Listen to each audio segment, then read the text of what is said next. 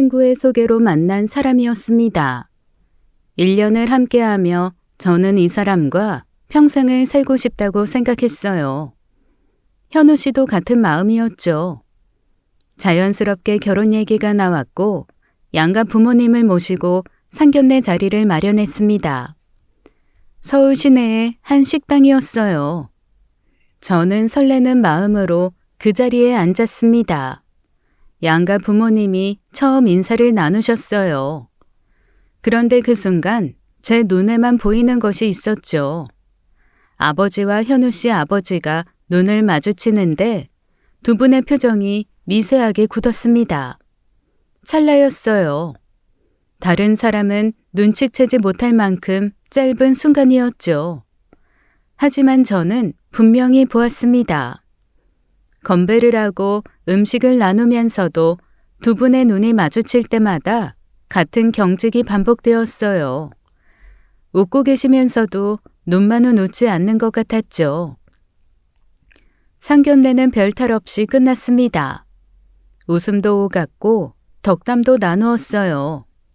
그런데 자리를 파하고 나서도 두 아버지 사이에 흘렀던 그 공기가 자꾸 머릿속을 맴돌았죠. 돌아오는 길에 현우 씨에게 물었습니다.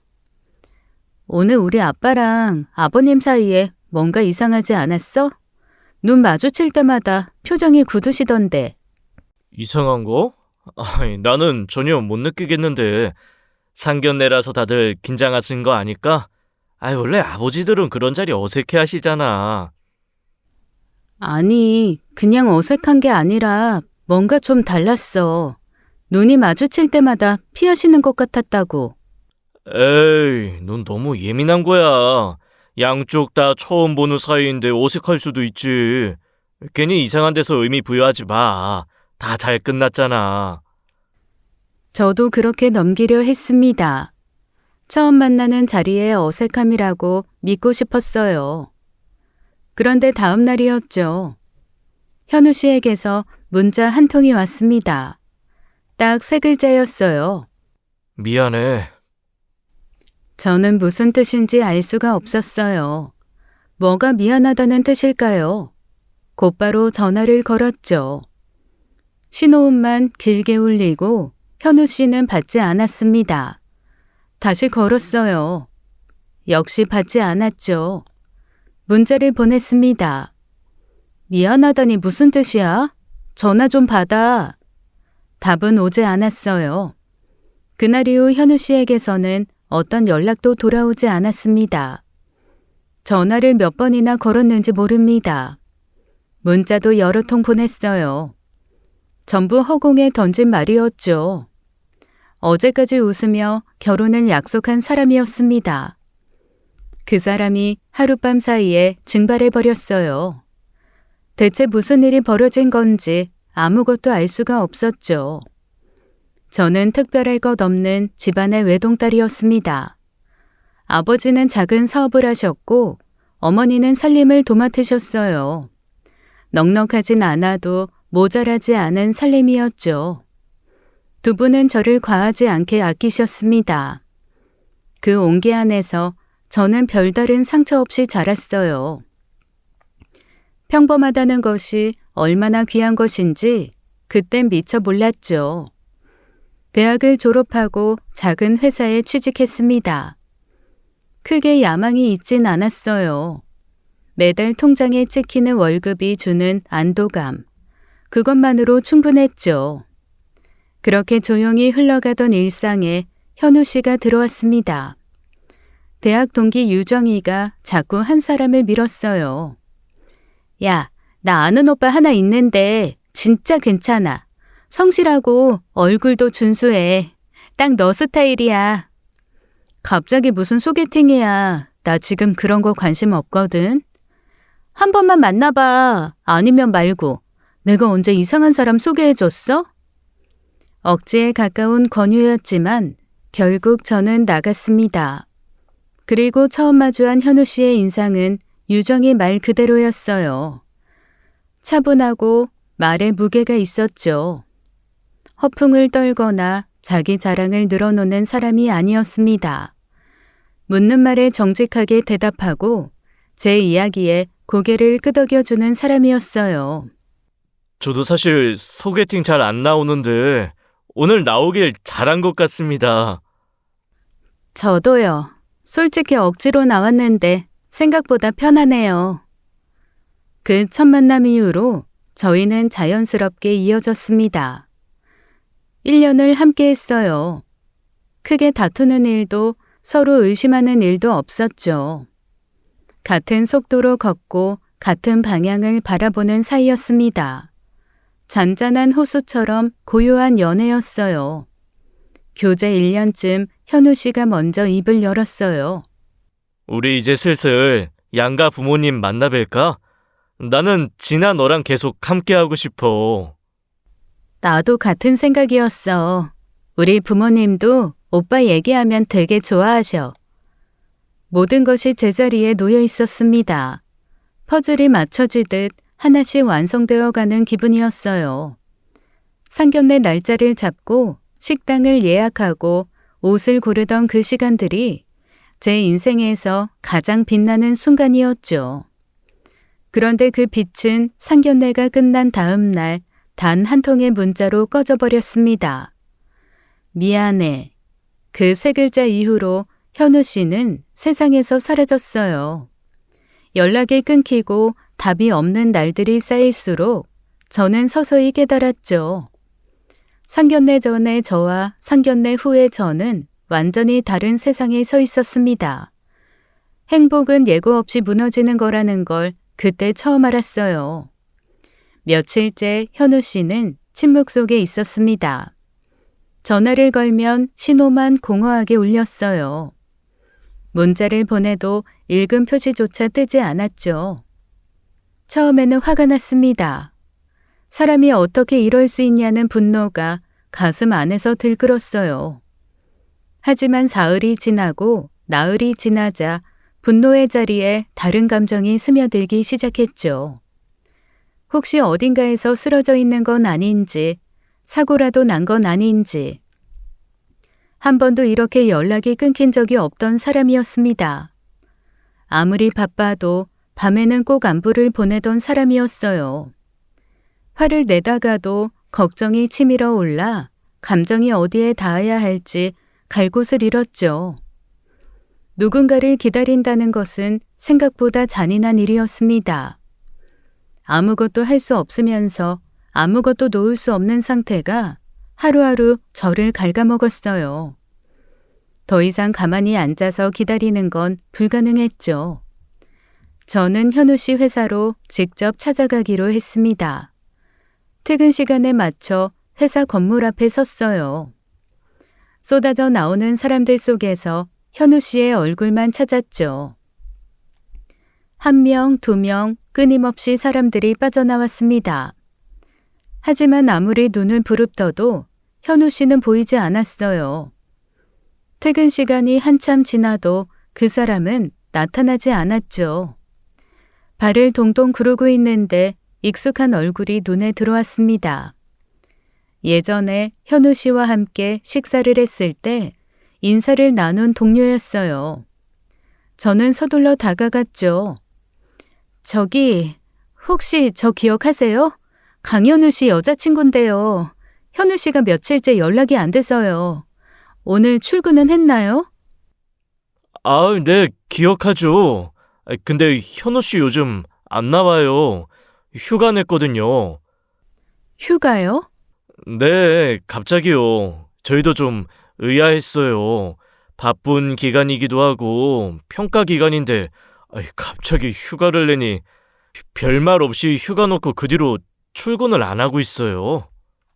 혹시 어디 아프다거나 무슨 사정이 있다는 말은 없었어요? 글쎄요, 저도 아는 게 없어서요.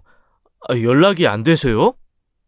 네, 전화도 문자도 전혀 답이 없어요.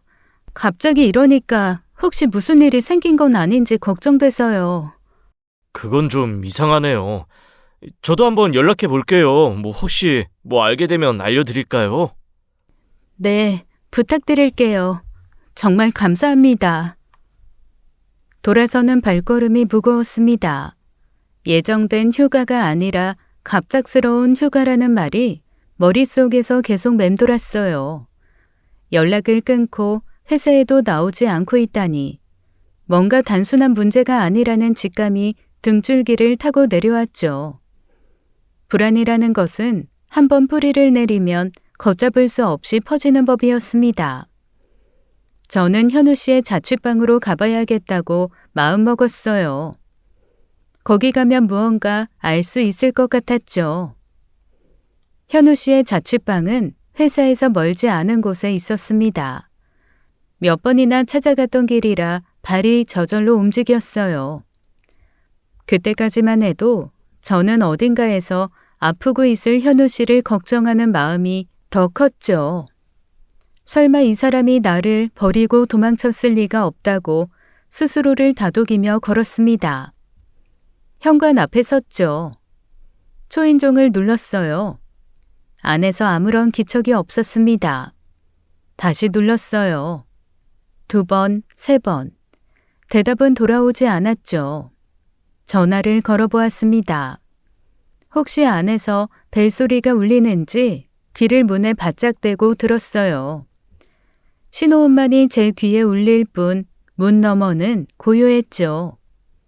저는 자취방 비밀번호를 몰랐습니다. 한숨을 내쉬며 돌아서려 했어요. 그런데 혹시나 하는 마음에 문고리를 잡아당겼죠. 잠겨 있지 않았습니다. 순간 심장이 한 박자 멈추는 것 같았어요. 저는 조심스럽게 문을 열었죠. 현관이 드러났습니다. 신발장이 텅 비어 있었어요. 현우 씨 구두와 운동화가 늘 가지런히 놓여있던 자리였죠. 깨끗하게 비워진 신발장을 보는 순간 뭔가 돌이킬 수 없는 일이 벌어졌다는 예감이 온몸을 관통했습니다. 저는 천천히 안으로 들어섰어요. 그리고 그 자리에서 굳어버렸죠. 서랍장이 열린 채 비어 있었습니다. 옷걸이에 빼곡하게 걸려있던 셔츠와 재킷이 전부 사라져 있었어요. 세면대 위에 놓여있던 칫솔, 면도기, 폼 클렌징까지 하나도 남아있지 않았죠. 침대 위 이불만 구겨진 채 남아있었습니다. 그 외에는 아무것도 없었어요. 가구의 뼈대만 앙상하게 남은 방이었죠. 사람의 체온이 완전히 빠져나간 공간이었습니다. 이건 급하게 떠난 게 아니었어요. 하나하나 골라 담아서 계획적으로 비운 방이었죠. 믿었던 사람의 흔적이 통째로 지워진 자리를 마주하는 그 기분이 어떤 것인지 배신감보다 먼저 찾아오는 것은 멍한 허탈함과 당혹감이었습니다. 마치 단단한 바닥인 줄 알고 밟았는데 발밑이 텅 비어있는 것과 같았어요. 저는 텅 빈 방 한가운데 서서 숨을 쉬는 것조차 잊었죠. 여기에 오면 뭔가 알 수 있을 거라 생각했습니다. 아픈 현우 씨를 발견하거나 적어도 실마리라도 잡을 수 있을 거라 믿었어요. 하지만 이 방이 말해주는 것은 단 하나였죠. 현우 씨는 저를 두고 떠날 준비를 이미 끝낸 뒤였습니다. 걱정하고 달려온 제가 바보였어요. 그렇다면 대체 왜 상견례를 하자고 한 건지 이해가 안 갔죠. 그것도 자기가 먼저 하자고 제안을 한 거 아닙니까? 주저앉고 싶었지만 주저앉아 울고 있을 수는 없었습니다. 억지로 몸을 돌려 현관을 나섰어요. 문을 닫는 손이 떨렸죠. 이 문 너머에서 현우 씨와 웃으며 밥을 먹었던 날들이 엊그제 같았습니다. 그 시간들이 전부 거짓이었던 걸까요? 도대체 왜? 그 질문만이 머릿속에서 끊임없이 맴돌았어요. 빈 자취방을 나온 저는 길 한쪽에 멈춰서서 핸드폰을 꺼냈습니다. 손가락이 떨렸지만 꾹 참고 긴 문자를 썼죠. 현우 씨, 자취방에 다녀왔어. 짐이 다 없어져 있더라. 나한테 이럴 수 있어? 헤어지고 싶으면 말을 해. 만나서 얼굴 보고 정식으로 헤어지는 게 사람 간의 최소한의 예의 아니야? 연락해. 보내기 버튼을 누르고 한참을 화면만 바라보았죠. 읽음 표시는 뜨지 않았습니다. 그 작은 숫자 1이 사라지지 않는 것이 저를 더 무너뜨렸어요. 집으로 돌아오는 길이 유난히 멀게 느껴졌죠. 걸으면서 머릿속을 계속 정리했습니다. 분명 상견례 전까지는 아무런 문제가 없었어요. 다툰 적도 서운한 일도 감정에 금이 간 적도 없었죠. 그런데 상견례 당일이 자꾸 떠올랐습니다. 아버지와 현우 씨 아버지 사이에 흘렀던 그 묘한 긴장감. 눈을 마주칠 때마다 굳어있던 두 분의 표정. 그때는 처음 만나는 자리에 어색함이라고 넘겼어요. 하지만 지금 돌이켜보니 그건 단순한 어색함이 아니었죠. 제가 읽지 못한 무언가가 두 사람 사이에 있었던 건 아닌지 의심이 꼬리를 물었습니다. 집에 도착하자마자 거실에 계시던 부모님께 말씀드렸어요. 아버지, 어머니, 현우 씨 자취방에 갔다 왔는데 짐이 전부 없어져 있었어요. 옷이고 생활용품이고 하나도 안 남기고 다 빼갔더라고요. 뭐? 그게 무슨 소리야? 짐을 다 뺐다니? 네, 이사를 한 것처럼 깨끗하게 비어 있었어요. 연락도 며칠째 안 되고요. 참, 세상에 그런 놈이 다 있냐? 상견례까지 해놓고 짐을 싸서 도망을 가? 아이고, 미친놈 아니야? 대체 왜 그러는 건데? 너한테 무슨 말이라도 있었어? 아무 말도 없었어요. 미안하다는 문자 한 통이 끝이에요. 그래서 여쭤보는 건데, 아버지, 상견례 때 현우 씨 아버지랑 혹시 무슨 일 있으셨어요? 그날 분위기가 좀 이상했거든요. 무슨 일은 무슨 일이야? 아무 일도 없었어. 그냥 결혼이 겁나서 도망간 거 아니냐? 남자가 그 정도 책임감도 없으면 남자도 아닌 거야. 잠수 타고 도망가는 놈이 대체 뭔 이유가 있겠어? 참나, 살다 별일 다 생기네. 차라리 이렇게라도 본색을 알고 헤어지는 게 나은 거야. 결혼 전에 알았으니 조상님이 도와주신 거다. 그래, 그런 놈하고 결혼했으면 평생 고생만 했을 거다. 아, 됐어, 잊어버려. 부모님 말씀이 틀린 건 아니었습니다. 책임감 없이 도주한 사람이니까요. 하지만 고개를 끄덕이면서도 마음 한편에 걸리는 게 있었어요. 아버지의 대답이 너무 빨랐죠. 물어보기도 전에 차단하듯 끊어버리는 그 말투가 자꾸 신경 쓰였습니다. 그날 밤 저는 방 안에 혼자 앉아 있었어요. 분통이 터지는데 울음이 함께 올라왔어요. 화가 나면서도 슬프고 슬프면서도 억울한 감정이 한꺼번에 뒤엉켜 숨이 막혔죠. 냉장고에서 맥주를 꺼냈습니다. 한 캔을 비우고 또 한 캔을 땄어요. 술이 목을 타고 내려가도 속은 전혀 풀리지 않았죠. 1년이라는 시간이 고작 미안해 세 글자로 끝나버렸다는 게 도무지 삼켜지지 않았습니다. 사랑을 했고 결혼까지 약속했던 사이였어요. 그 무게가 이렇게 허무하게 버려질 수 있다는 것이 믿기지 않았죠. 두 번째 캔을 비우고 억지로 분노를 눌러 담았습니다. 오늘은 그냥 자야겠다 싶었어요. 이불을 덮고 불을 끄려는데 그 순간이었죠.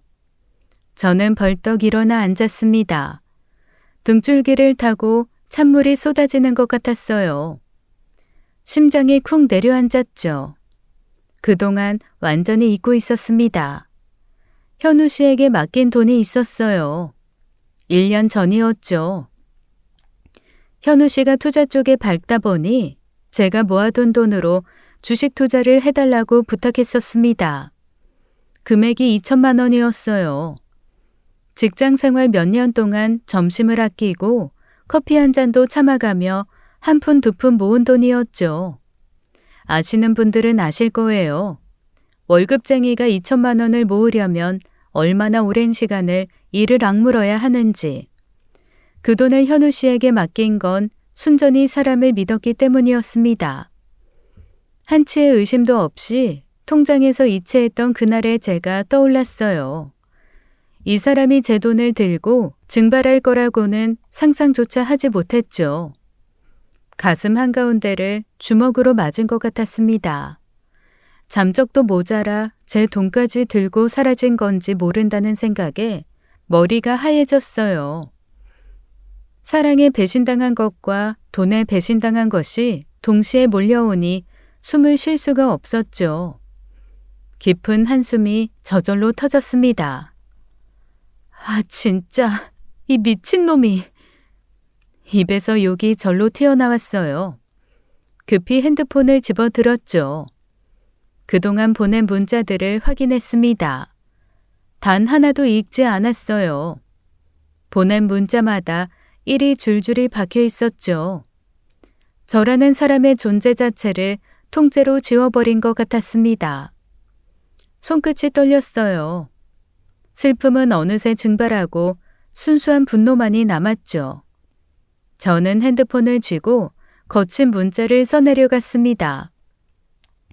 강현우, 너 지금 내 2천만 원 들고 도망간 거야? 당장 연락 안 하면 경찰에 신고한다. 끝까지 찾아낼 거니까 각오해. 보내기를 누르고 핸드폰을 침대 위에 내려놓았어요. 주먹을 꽉 쥐었죠. 이를 악물었습니다.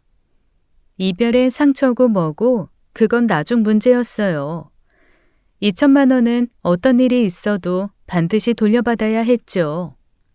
다음 날 아침 저는 마음을 단단히 고쳐먹었습니다. 감정에 빠져 있을 때가 아니었어요. 사랑이 끝난 건 어쩔 수 없다 해도 2천만 원은 별개의 문제였죠. 헤어지더라도 만나서 돈을 받고 끝내야 했습니다. 그러려면 먼저 현우 씨의 행방부터 찾아야 했어요. 저는 현우 씨를 소개해준 유정이에게 전화를 걸었죠. 유정아, 나 부탁이 있어. 현우 씨 본가 주소 좀 알아봐 줄 수 있어? 본가? 갑자기 왜? 아직도 연락이 안 돼? 자취방에도 가봤는데 짐이 통째로 없어져 있었어. 완전히 사라졌어. 뭐? 짐이 없어? 야, 그게 무슨 소리야? 도둑 맞은 거 아니야? 도둑이면 차라리 나았지. 옷이랑 생활용품까지 전부 깔끔하게 빠져 있었어. 스스로 챙겨서 나간 거야. 미쳤다 진짜. 알겠어. 내가 수소문해 볼게. 좀만 기다려. 1시간쯤 지나 유정이에게서 다시 연락이 왔습니다. 찾았어. 서울 쪽 아파트인데 주소 보낼게. 근데 야, 혼자 가지 말고 나랑 같이 가자. 솔직히 좀 무섭지 않아? 아니야, 괜찮아. 혼자 갈 수 있어. 주소만 보내줘. 고마워. 주소를 받자마자 저는 곧장 움직였어요. 지하철을 타고 해당 아파트 단지에 도착했죠. 동가 호수를 확인하고 현관 앞에 섰습니다. 심호흡을 하고 초인종을 눌렀어요. 그런데 아무런 반응이 없었죠. 다시 눌렀습니다. 안에서는 숨소리조차 들리지 않았어요. 자취방에서 마주한 것과 같은 종류의 침묵이 흘렀죠. 그 침묵이 무엇을 뜻하는지 저는 이미 알고 있었습니다. 하지만 인정하고 싶지 않았어요. 마침 옆집 현관이 열리며 중년 여성이 나왔죠. 저는 재빨리 다가갔습니다. 저기 죄송한데 혹시 옆집 분들 어디 가셨는지 아세요? 초인종을 눌러도 반응이 없어서요. 아, 그 집이요? 며칠 전에 이삿짐 빼서 나갔어요. 이사요? 어디로 가셨는지 혹시 아세요? 그건 모르겠어요. 이삿짐 센터에서 와서 짐 싣고 가더라고요. 오래 사셨던 분들인데. 감사합니다라는 말을 간신히 뱉고 돌아섰습니다. 다리에 힘이 풀렸어요. 자취방도 비우고 본가까지 통째로 이사를 간 것이었죠. 저는 아파트 복도 벽에 등을 기대고 한참을 서 있었습니다. 고작 2천만 원 때문에 가족 전체가 야반도주를 하는 것은 상식적으로 말이 안 되었어요. 그 정도 금액에 삶의 터전을 뿌리째 뽑을 사람은 없죠. 이건 돈 문제가 아니었습니다. 빈 현관문 앞에 서서 저는 생각했어요. 이 사람들은 대체 무엇을 숨기고 있는 걸까? 도망이라는 단어가 머릿속에 선명하게 박혔죠. 단순한 이별이 아니라 도주였습니다. 집에 돌아오자 어머니가 거실에 계셨습니다. 저는 가방을 내려놓으며 입을 열었어요. 현우 씨 본가에 다녀왔는데요. 거기도 이사를 갔어요. 자취방만이 아니라 본가까지 통째로요. 뭐라고? 본가까지? 아니, 세상에 뭔 그런 집이 다 있어? 옆집 분한테 물어보니까 며칠 전에 이삿짐 빼서 갔대요. 급하게요. 아이고, 그거 완전 야반도주잖아. 보통 일이 아니다 이거. 어머니는 한참을 고개를 저으시다가 무슨 생각이 스치신 듯 말씀을 이으셨어요. 진아야, 생각해보니까 말이야. 그 집 아저씨가 범죄자 아닐까? 그래서 네 아버지가 형사 출신인 거 알고 겁이 나서 도망간 거 아니야? 에이, 설마요. 아무리 그래도 범죄자라니요. 입으로는 설마라고 했지만 속으로는 부정할 수 없었죠. 어머니의 추측이 한 조각의 퍼즐처럼 빈자리에 딱 끼워지는 느낌이었습니다.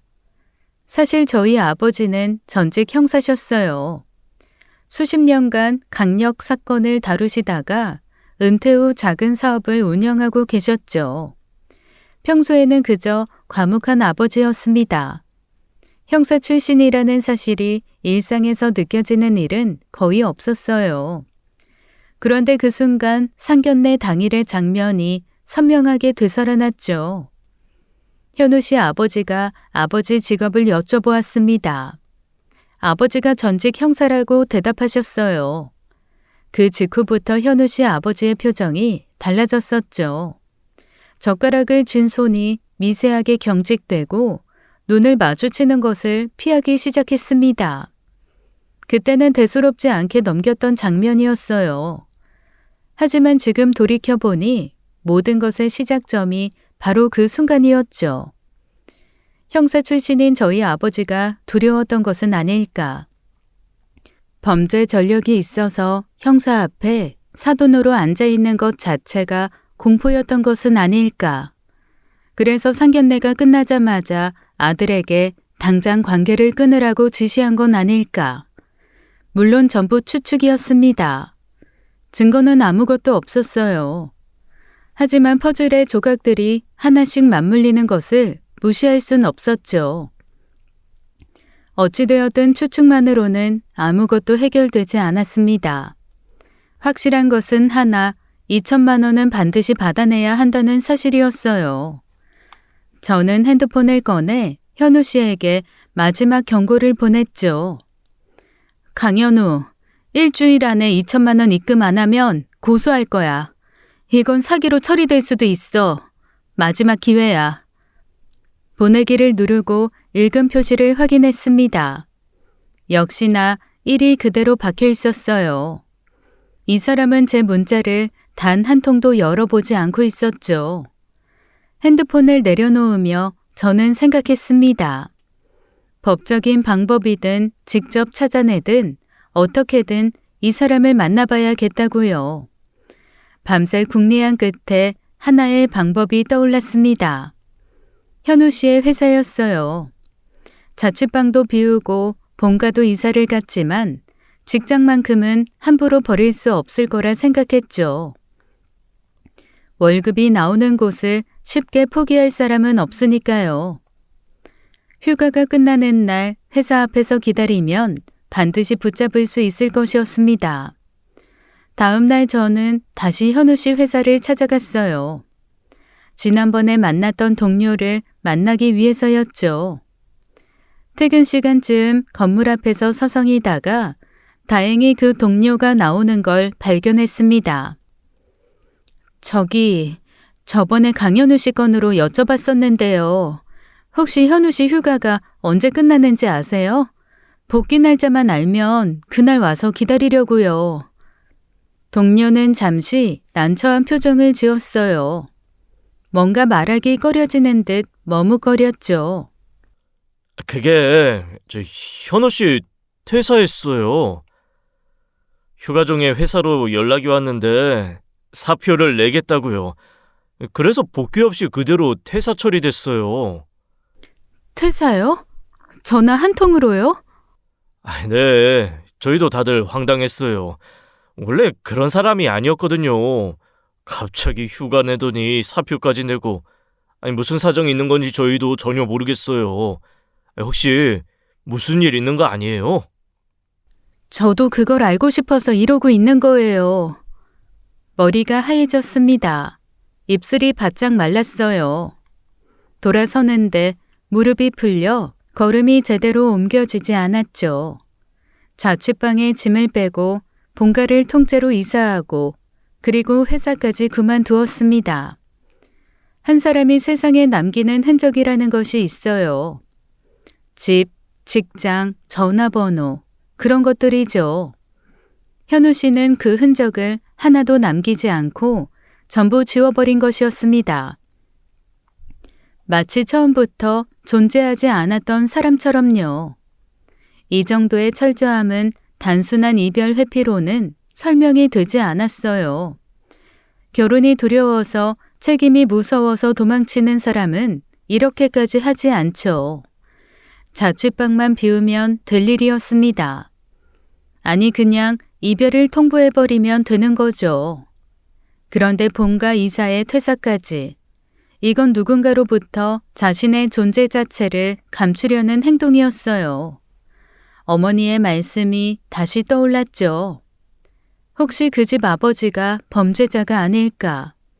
어쩌면 수배 중인 사람일 수도 있다는 생각이 점점 확신에 가까워졌습니다. 그렇지 않고서야 가족 전체가 이렇게 흔적을 지우며 사라질 이유가 없었어요. 하지만 확신과는 별개로 현실은 막막했죠. 전화는 받지 않고 자취방은 비었고 본가도 떠났고 회사도 그만두었습니다. 제가 현우 씨에게 닿을 수 있는 모든 길이 끊어진 것이었어요. 사방이 벽인 미로에 갇힌 것 같았죠. 어느 쪽으로도 나아갈 수가 없었습니다. 모든 길이 막혔지만 아직 한 가지 방법이 남아 있었습니다. 사람이었어요. 현우 씨와 연결된 사람들을 하나하나 찾아가면 어딘가에 실마리가 있을 거라 생각했죠. 저는 유정이를 시작으로 주변 사람들에게 수소문을 시작했습니다. 현우 씨 가족이 어디로 이사를 갔는지 아는 사람이 있는지 물어보았어요. 하지만 아는 사람은 아무도 없었죠. 대학 동기, 공통 지인, 닿을 수 있는 모든 사람에게 연락을 돌렸습니다. 돌아오는 대답은 한결같이 모른다는 것이었어요. 이사 간 곳만 물어봐서는 안 되겠다는 생각이 들었죠. 저는 방향을 바꿔 현우 씨 집안에 혹시 수상한 점이 없었는지도 조심스럽게 물어보기 시작했습니다. 범죄자일 수도 있다는 의심을 직접 말하지는 않았어요. 혹시 이상한 점 느낀 거 없냐, 뭔가 좀 특이하지 않았냐, 그런 식으로 애둘러 물었죠. 그런데 유정이의 반응이 뜻밖이었습니다. 수상한 점? 갑자기 그건 또 왜? 뭐가 수상해? 아니, 그냥 본가까지 이사를 갔잖아. 보통 사람이 그러겠어? 뭔가 숨기는 게 있는 거 아닌가 싶어서. 숨기는 거? 야, 현우 씨 집 그렇게 이상한 집 아니야. 현우 씨 아버지 전직 경찰이야, 경찰. 뭐? 경찰, 은퇴하신 경찰이라고. 현우 씨가 예전에 그렇게 말한 적이 있어. 아버지가 옛날에 형사셨다고. 저는 전화기를 쥔 채 그 자리에서 멈춰버렸어요. 경찰이라고요? 범죄자가 아니라 경찰이었습니다. 제가 그동안 쌓아 올린 추측이 송두리째 무너지는 순간이었죠. 저는 현우 씨 아버지가 전과가 있거나 수배 중이거나 최소한 법 앞에 떳떳하지 못한 사람일 거라고 거의 확신하고 있었습니다. 그래서 형사 출신인 저희 아버지를 두려워해 도망쳤을 거라고요. 그런데 경찰이라니 같은 편이었던 것이었어요. 도망칠 이유가 아니라 오히려 반가워할 공통점 아닙니까? 그거 확실해? 현우 씨가 직접 그렇게 말했어? 확실해. 아버지가 형사 출신이라서 어릴 때 무서웠다. 그런 얘기도 했었어.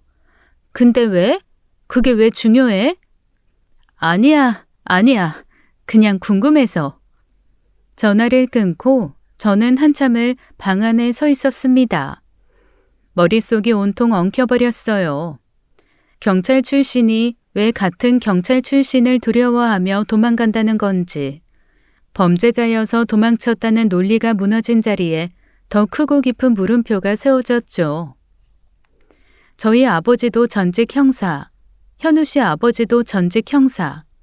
같은 세계에 있던 두 사람이 상견례에서 마주쳤고 그 이후 한쪽이 모든 것을 버리고 사라졌습니다. 단순한 우연의 일치로 보기엔 너무 기묘했어요. 오히려 전직 경찰이라는 사실이 모든 걸 더 알 수 없는 방향으로 밀어넣었죠. 집에 돌아오자마자 저는 거실에 계시던 부모님 앞에 앉았습니다. 아버지, 어머니, 현우 씨 아버지 직업을 알아냈어요. 전직 경찰이래요. 아버지처럼 형사 출신이셨대요. 아버지의 반응이 이상했어요. 놀라지도 당황하지도 않으셨죠. 표정 하나 바뀌지 않은 채 입을 여셨습니다. 그래? 그래도 뭐 경찰 출신이라고 다 깨끗한 건 아니지. 최근에 빚이 있을 수도 있고 금전 문제가 있어서 야반 도주한 거일 수도 있고 이유야 다양하지. 금전 문제요? 통째로 이사를 가요? 금전 문제로? 세상에 별일이 다 있어. 너무 깊이 파고들지 마라. 파고들어봤자 네가 다치는 거야. 어머니도 아버지 말에 맞장구를 치셨어요. 맞아. 이유를 입으로 말도 못하고 도망갈 정도면 떳떳한 사람들은 아닌 거야. 경찰 출신이면 뭐해? 경찰 출신이라고 죄 안 짓는 거 아니잖아. 그래. 그런 사람들한테 더 이상 시간 낭비하지 마. 깔끔하게 포기해. 돈은 아깝지만 사람 잘못 만난 거라고 생각하고 접어라. 그 돈이면 수업료 낸 셈 치자. 저런 집안이랑 엮이지 않은 게 어디야. 결혼 전에 알았으니 천만다행이다. 부모님 말씀이 틀린 것은 아니었습니다. 경찰 출신이라고 해서 범죄와 무관하다는 법은 없었어요. 생각해보면 맞는 말이었죠. 세상의 직업만 보고 사람을 판단할 수는 없으니까요. 네, 알았어요. 더 이상 신경 안 쓸게요. 저는 고개를 끄덕이며 방으로 들어왔습니다. 부모님 말씀대로 접는 게 현명한 선택이었어요. 머리로는 분명히 그렇게 생각했죠. 하지만 가슴이 고개를 끄덕이지 않았습니다. 조용히 침대에 앉아 천장을 올려다보았어요. 찜찜함이라는 것은 참 묘한 감정이었죠. 명확한 근거가 없는데도 속에서 가시처럼 박혀 빠지지 않았습니다. 돈 문제가 아니었어요. 2천만 원이 아깝지 않다는 뜻이 아니라 그보다 더 큰 무언가가 저를 놓아주지 않았죠. 대체 왜? 이 한마디에 대한 답을 얻지 못한 채로는 접을 수가 없었습니다. 부모님 앞에서는 알겠다고 말했습니다. 하지만 속으로는 전혀 다른 대답을 하고 있었죠. 포기할 수 없었습니다. 며칠이 지났어요. 부모님 앞에서는 포기한 척했지만 머릿속에서는 단 하루도 현우 씨를 놓은 적이 없었어요. 출근길에도 퇴근길에도 밥을 먹다가도 문득 같은 생각이 떠올랐죠. 어떻게 하면 이 사람을 만날 수 있을까? 2천만 원도 문제였지만 솔직히 돈보다 더 간절한 것이 있었습니다. 이유를 알고 싶었어요. 현우 씨 본인의 입에서 대체 왜 이렇게 된 건지 직접 듣고 싶었죠. 그래야 이 끝없는 물음표에서 벗어날 수 있을 것 같았습니다. 고소장을 써야 하나 진지하게 고민했어요. 2천만 원 횡령 또는 사기로 고소를 넣으면 법적으로라도 현우 씨를 끌어낼 수 있을 거라 생각했죠. 하지만 고소 절차가 얼마나 걸릴지, 주소 불명인 상대에게 실효가 있을지 확신이 서지 않았습니다. 시간만 질질 끌리다 흐지부지 될 수도 있었어요. 법이라는 그물은 촘촘하지만 사라진 사람을 건져 올리기엔 너무 느렸죠. 그러다 어느 날 밤이었습니다. 잠자리에 누워 천장을 멍하니 바라보고 있었어요. 며칠째 제대로 잠을 이루지 못하고 있었죠. 그때 저의 머리를 번개처럼 때리는 생각 하나가 스쳤습니다. 현우 씨의 어머니. 현우 씨 어머니는 현우 씨가 대학생이던 시절 교통사고로 돌아가셨어요. 현우 씨는 어머니를 무척 그리워했죠. 생전에 자주 못해드린 게 마음에 걸린다며 어머니 이야기를 할 때면 늘 목소리가 잠겼습니다. 그래서 매년 기일이 되면 무슨 일이 있어도 반드시 봉안당을 찾았어요. 비가 와도 눈이 와도 한 해도 빠진 적이 없다고 했죠. 작년에는 저도 함께 갔었습니다. 현우 씨가 어머니 영정 앞에서 고개를 숙이고 한참을 서 있던 뒷모습이 아직도 선명했어요. 눈시울이 붉어진 채 돌아선 얼굴도요. 그때 저는 이 사람이 정말 따뜻한 사람이구나 생각했죠.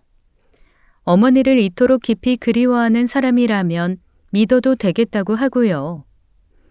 저는 벌떡 일어나 핸드폰을 꺼냈습니다. 작년에 봉안당에 다녀온 날짜가 사진첩에 남아 있었어요. 기일 날짜를 확인했죠. 3일 뒤였습니다. 심장이 빠르게 뛰기 시작했어요. 자취방도 버리고 본가도 옮기고 회사도 그만둔 사람이었죠. 세상의 모든 흔적을 지운 사람이었습니다. 하지만 어머니 기일만큼은 다를 거라고 저는 확신했어요. 아무리 도망친 사람이라도 돌아가신 어머니 앞에서만큼은 아들이죠. 1년을 곁에서 지켜보았기에 알 수 있었습니다. 현우 씨에게 어머니는 이 세상에서 유일하게 포기할 수 없는 사람이었어요. 현우 씨는 반드시 봉안당에 올 것이었죠. 저는 그 자리에서 기다리겠다고 결심했습니다. 3일, 딱 3일만 더 버티면 되었어요. 3일 뒤 저는 아침 일찍 집을 나섰습니다. 봉안당에 도착한 것은 개관 시간 직후였습니다. 넓은 대기실 한쪽 구석에 자리를 잡았어요. 입구가 한눈에 보이는 자리였어요. 저는 모자를 깊이 눌러쓰고 잡지를 펼쳤습니다. 읽는 척하면서 입구만 주시했죠. 그리고 기다렸습니다. 오전 내내 사람들이 들어오고 나갔어요. 꽃을 든 노부부, 검은 옷을 입은 가족, 혼자 조용히 찾아온 중년 남성. 저는 입구로 들어서는 사람의 얼굴을 한 명도 빠짐없이 확인했죠. 현우 씨의 얼굴은 보이지 않았습니다. 점심시간이 지났어요. 오후로 접어들었죠. 허리가 뻣뻣해지고 다리가 저려왔습니다. 핸드폰 화면을 켤 때마다 시간만 더디게 흘러갔어요. 일부러 화장실을 안 가려고 물도 안 마시고 기다렸습니다. 오후 3시가 넘어가자 마음 한구석에서 의심이 고개를 들었죠. 안 오는 건 아닐까? 도망간 놈이 어머니 기일도 안 챙기는 건가? 내가 너무 순진했던 건 아닐까? 저의 확신이 모래성처럼 허물어지기 시작했습니다. 4시가 되었어요. 저는 더 이상 버틸 수 없다고 판단했죠. 가방을 집어들고 자리에서 일어섰습니다. 헛수고였다는 자조가 입안에서 맴돌았어요. 그때였죠. 봉안당 입구 유리문이 열렸습니다. 모자를 눌러 쓴 남자가 고개를 숙인 채 안으로 들어섰어요. 걸음걸이가 눈에 박혔죠. 한쪽 어깨를 살짝 앞으로 기울이는 특유의 습관. 저는 그 걸음을 1년 동안 옆에서 보아왔습니다. 현우 씨였어요. 가방을 내려놓은 것도 발을 뗀 것도 의식하지 못했죠. 몸이 먼저 움직였습니다. 저는 빠른 걸음으로 현우 씨에게 다가갔어요. 그리고 그의 손목을 있는 힘껏 잡았죠. 현우 씨가 고개를 들었습니다. 모자 아래로 드러난 눈이 휘둥그레졌어요. 공포에 가까운 표정이었죠. 강현우!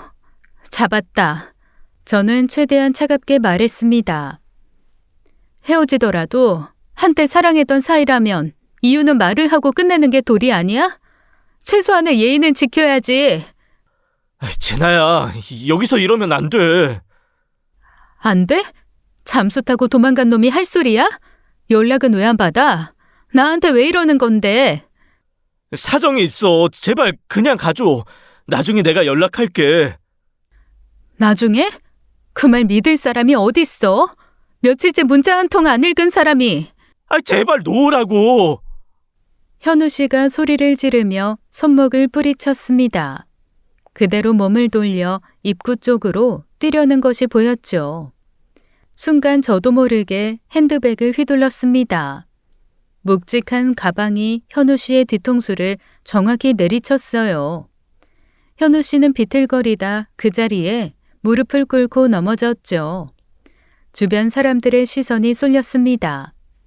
하지만 저는 신경 쓸 여유가 없었어요. 현우 씨는 바닥에 엎드린 채 긴 한숨을 내쉬었죠.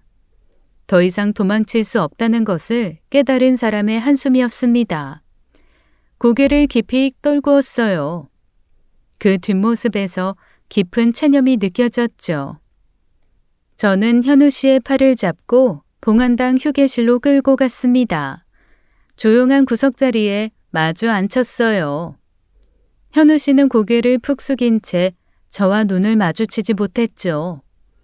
뒤통수를 맞은 부위를 한 손으로 감싸쥐고 있었습니다. 여기까지 쫓아온 거 봤으면 내가 그냥 갈 사람이 아닌 거 알잖아. 자취방, 본가, 회사까지 다 찾아다녔어. 대체 무슨 일이야? 처음부터 끝까지 다 말해. 현우 씨는 한참 동안 입을 열지 않았습니다. 양손을 깍지 낀 채 고개만 더 깊이 숙였어요. 그 침묵이 저를 더 미치게 만들었죠. 이윽고 갈라진 목소리로 한마디를 내뱉었습니다. 진아야, 지금 나랑 여기서 이야기하고 있다는 걸 너희 아버지가 알면 큰일 나. 뭐? 큰일 난다고? 그게 무슨 소리야? 우리 아버지가 왜 여기서 나와? 제발 묻지 마. 이유를 알면 진아 씨도 위험해질 수가 있어. 나를 만나는 것도 아무한테도 말하면 안 돼. 위험하다니? 내가 왜 위험해? 도대체 무슨 말을 하는 거야 지금? 부탁이야. 없던 일로 하고 그냥 헤어지자. 2천만 원은 한 달 안에 반드시 보내줄게. 약속할게. 그러니까 제발. 현우 씨가 자리에서 일어서려고 했죠. 저는 테이블을 가방으로 탁 내리치며 소리를 질렀습니다. 앉아! 현우 씨가 움찔하며 다시 주저앉았어요.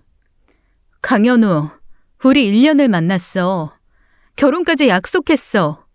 상견례까지 했단 말이야. 그런 사람이 말 한마디 없이 사라져 놓고 이유도 못 말한다고? 어떻게 나한테 이럴 수가 있어. 내가 그렇게 우습니? 나도 이러고 싶어서 이러는 게 아니야.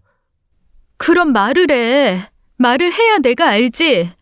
입 다물고 도망가면 다 끝이야? 너 고작 이 정도뿐이 안 되는 사람이야? 현우 씨가 입술을 깨물며 고개를 저었죠. 말 안 하면 난 집에 가서 아버지한테 직접 물어볼 거야. 큰일이 뭔지. 우리 아버지한테 가서 현우 씨가 큰일 난다고 했다고 그게 뭔지 아시냐고 물어볼 거라고. 그 말에 현우 씨의 안색이 변했습니다. 피가 빠지듯 얼굴이 하얗게 질렸어요. 아차 하는 표정이 역력했죠. 그건 안 돼. 절대 그러면 안 돼, 전아야.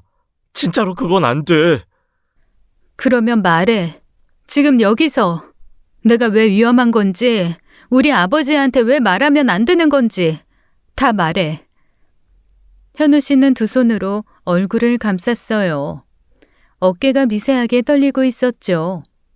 오래도록 그렇게 고개를 숙이고 있었습니다. 저는 재촉하지 않았어요. 이 사람이 입을 열 때까지 여기서 한 발짝도 움직이지 않을 생각이었죠. 한참의 침묵이 흘렀습니다. 봉안당 특유의 고요함 속에서 현우 씨의 거친 숨소리만 들렸어요. 이윽고 현우 씨가 천천히 얼굴에서 손을 내렸죠. 눈이 충혈돼 있었습니다.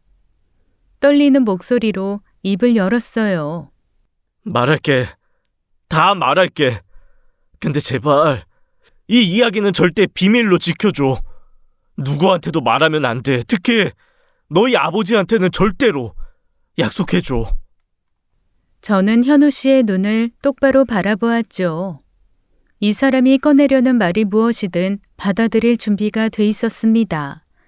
아니, 준비가 되어 있다고 믿었어요. 그때까지만 해도요. 현우 씨가 입을 열었습니다. 목소리가 떨리고 있었어요. 너희 아버지 현직 시절에 비리 형사였어. 뭐? 그게 무슨... 조폭들 뒤를 봐줬어. 수사를 덮어주는 대가로 정기적으로 상남을 받았고 한두 번이 아니라 몇 년 동안 계속. 지금 무슨 소리 하는 거야? 우리 아버지가 비리 형사라고? 듣기 싫어도 들어야 해. 네가 알고 싶다고 했잖아. 이유를 알려달라고 했잖아. 현우 씨는 고개를 숙인 채 계속 말을 이어갔습니다. 조폭 두목이 저지른 범죄가 있었어. 그런데 너희 아버지가 그걸 아무 관계도 없는 사람한테 뒤집어 씌웠어. 그 결과로 무고한 사람이 감옥에 갔고 가족에 있는 사람이었는데 누명을 쓰고 끌려간 거야. 15년형을 받았다고 해. 그게 말이 돼? 형사가 왜 그런 짓을... 돈 때문이지. 조폭한테 받는 돈이 월급보다 몇 배는 많았으니까. 지금 너 사는 그 집 단순히 경찰 월급으로 살 수 있는 집일 수 있을 것 같아? 그런데 더 무서운 게 있어. 현우 씨의 목소리가 한 톤 더 낮아졌어요. 그 사실을 알고 있던 목격자가 있었던 거야. 그 목격자가 진실을 폭로하려고 했는데 너희 아버지가, 그 인간이 그 사람을 죽였어. 저는 그 자리에서 온몸이 얼어붙었죠. 죽였다고? 사람을 죽였다고? 우리 아버지가? 그걸 내가 믿을 것 같아? 믿든 못 믿든 상관없어. 사실이니까. 너희 아버지가 그걸 사고로 위장했어. 하지만 사고가 아니었어. 머릿속이 하얘졌습니다. 심장이 비정상적으로 빠르게 뛰었어요. 손끝이 차갑게 식어가는 게 느껴졌죠. 그걸 네가 어떻게 알아? 증거 있어? 우리 아버지가 당시 같은 서에서 근무하던 형사였어. 아버지는 이 모든 것을 수상하게 생각해서 조용히 조사를 했고 증거도 직접 확보하고 있었어. 그럼 왜 신고를 안 했어? 증거가 있었으면 고발하면 되잖아. 하려고 했어. 근데 너희 아버지가 우리 아버지를 협박했어. 입 열면 할머니, 할아버지도, 그리고 당시에 어렸던 나도 해치겠다고. 그때 내가 초등학생이었어. 아버지는 자기 목숨보다 가족의 해코지를 당할까봐 그게 더 무서웠던 거야. 가족을 지키려고 입을 다물 수밖에 없었어. 현우 씨의 눈가에 물기가 번졌습니다. 결국 그렇게 우리 아버지는 경찰을 그만둔 거야. 이후에 이름까지 바꾸고 도망쳐서 숨어 살았어. 수십 년을 그렇게 살아온 거야. 그런데 상견례 때 너희 아버지를 보는 순간 우리 아버지가 바로 알아본 거지. 수십 년이 지났는데도. 그래서 그날 밤 나한테 당장 헤어지자고 한 거야. 다 버리고 도망가자고. 그래도 이건 너무 믿을 수가 없어. 저는 말을 잇지 못했어요. 목소리가 나오질 않았죠. 그걸 어떻게 증명해? 네 아버지 말만 듣고 믿으라는 거야? 아버지가 증거 원본은 너희 아버지한테 넘겼어. 협박당하면서 빼앗긴 거야. 하지만 넘기기 전에 몰래 복사본을 만들어뒀어. 혹시 모를 상황을 대비해서. 복사본? 그 복사본을 내가 고등학생 때 발견했어. 아버지가 서재 깊숙이 숨겨져 있던 봉투를 열었을 때 서류랑 사진이 나왔어. 그때 전부 알게 됐어. 우리 아버지가 왜 이름을 바꾸고 도망치며 살았는지. 다리에 힘이 빠졌습니다. 세상이 기울어지는 것 같았어요. 제가 알고 있던 아버지가 평생을 믿어왔던 그 사람이 전혀 다른 얼굴을 가지고 있었을 수도 있다는 사실이 저를 산산이 부수고 있었죠. 집으로 돌아오는 길이 기억나지 않았습니다. 어떻게 지하철을 탔는지, 어떻게 걸었는지 아무것도 떠오르지 않았어요. 정신을 차렸을 때 저는 이미 현관 앞에 서 있었죠. 현관문을 열었습니다. 거실에 아버지가 앉아 계셨어요. 텔레비전을 보고 계셨죠. 평소와 다를 것 없는 모습이었습니다. 그 평범한 뒷모습이 저를 더 미치게 만들었어요. 저는 아버지 앞에 가서 섰죠. 아버지. 왜? 아버지가 현직 시절에 비리 형사였다는 거 사실이에요? 거실에 공기가 얼어붙었어요. 부엌에 계시던 어머니가 뛰어나왔죠. 무슨 소리야? 아버지한테 뭔 말도 안 되는 소리를 해.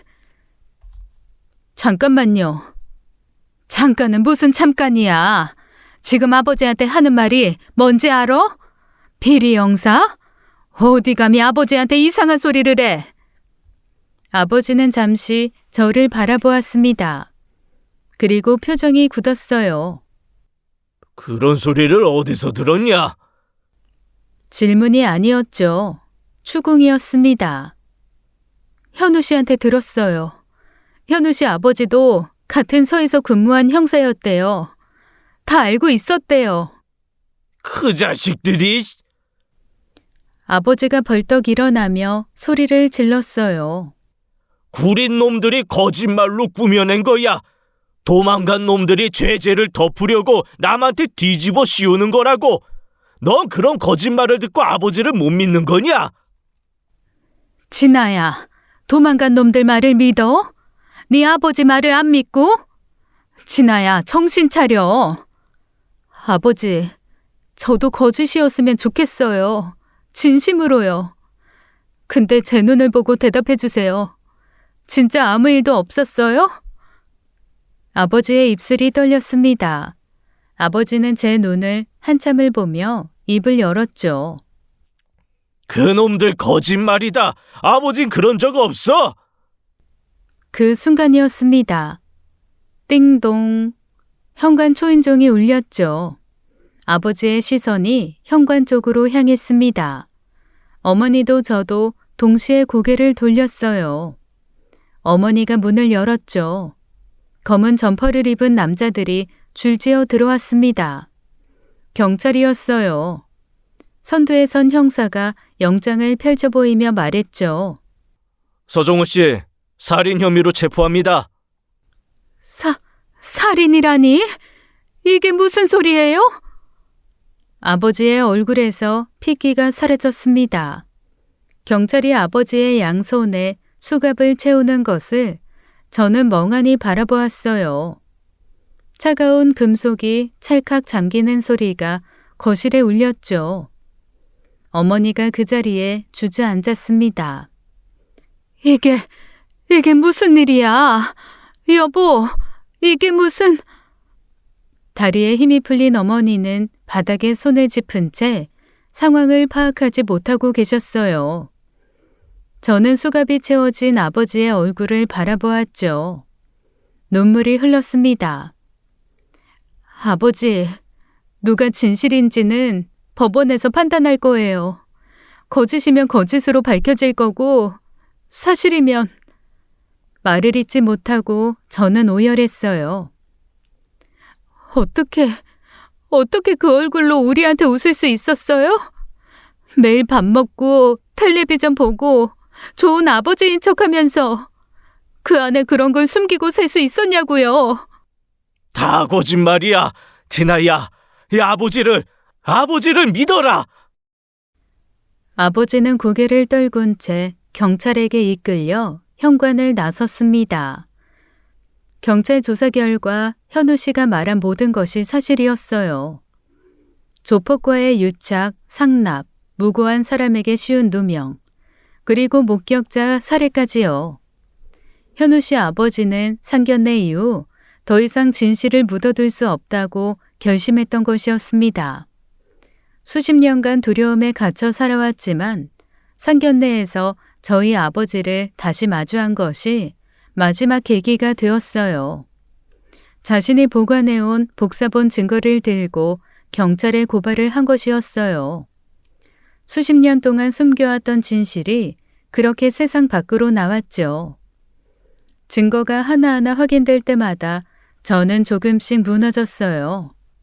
아버지가 끝까지 부정해 주기를 어딘가에서 바라고 있었는지도 모르죠.